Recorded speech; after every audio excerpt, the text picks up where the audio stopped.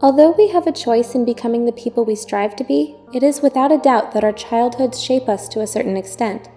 How we choose to react to different situations and the way we express ourselves are behavioral patterns that are formed starting at a young age when we first begin to learn how to make sense of our immediate environment. Marriage and family counselors Dr. Milan and Kay Yerkovich discovered that everyone has a certain love style based on their upbringing. A love style is comprised of our tendencies and inclinations of how we respond to our romantic partners. By understanding how we love, we can learn how our love styles affect our relationships.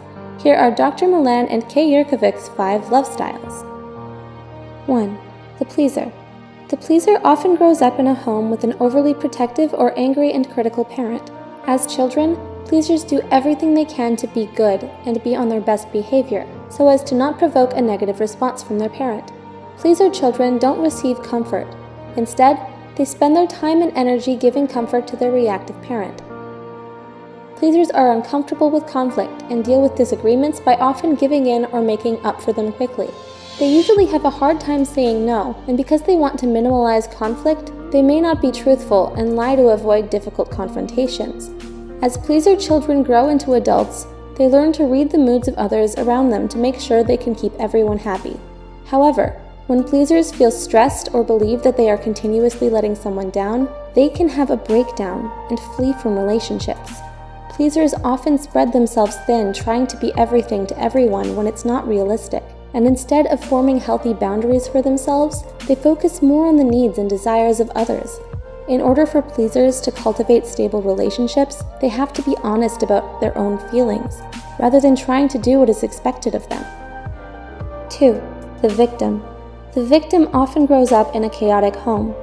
Victims learn to be compliant in order to survive by putting less attention on themselves so they can stay under the radar. To deal with their angry, violent parents, victim children learn at a very young age to hide and stay quiet. Because being fully present is painful for them, victim children often build an imaginary world in their heads to cope with the dangers they face on a daily basis. Victims have low self-esteem and usually struggle with anxiety and depression. They may end up marrying controllers who mirror the same behaviors as their parents. Victims learn to cope by being adaptable and going with the flow. They are so used to chaos and stressful situations that when they do experience calmness, it actually makes them feel uneasy because they anticipate the next blow-up. In order for victims to cultivate healthy, stable relationships, they have to learn self-love and stand up for themselves when a situation calls for it, instead of letting their partner walk all over them. 3. The controller. The controller usually grows up in a home where there wasn't a lot of protection, so they learn to toughen up and take care of themselves. They need to feel in control at all times to prevent the vulnerability they experienced in their childhood from being exposed in their adulthood. People with this love style believe that they're in control when they can avoid experiencing negative feelings of fear, humiliation, and helplessness. Controllers, however, don't associate anger as vulnerability, so they use it as a weapon to remain in power. Controllers have rigid tendencies, but may also be sporadic and unpredictable. They don't like stepping out of their comfort zones because it makes them feel weak and unprotected. They prefer to solve problems on their own, and like getting things done in a certain manner. Otherwise, they get angry.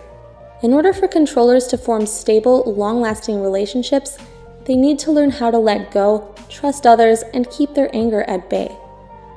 4. The vacillator. The vacillator often grows up with an unpredictable parent. As children, vacillators learned that their needs aren't their parents' top priority. Without consistent affection from their parent, vacillators develop a deep fear of abandonment. But when the parent finally feels like giving their time and attention to them, vacillators are usually too angry and tired to receive it. As vacillators enter adulthood, they try to find the consistent love they were deprived of as children. Vacillators have a tendency to idealize new relationships, but once they feel let down or disappointed, they grow dejected and doubtful. They often feel misunderstood and experience a lot of internal conflict and emotional stress within their relationships. They can be extremely sensitive and perceptive, which allows them to detect even the slightest change in others and know when people are pulling away. In order for vacillators to cultivate healthy, stable relationships, they need to learn how to pace themselves and get to know someone before committing too soon and getting hurt by their own expectations. 5. The avoider.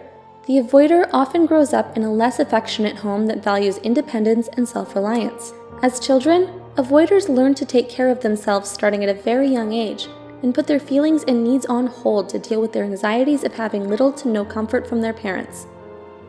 Avoiders tend to like their space and rely on logic and detachment more than their emotions. They get uncomfortable when people around them experience intense mood swings. In order for avoiders to cultivate healthy, long-lasting relationships, they need to learn how to open up and express their emotions honestly. Which love style do you identify with? Please share your thoughts with us below.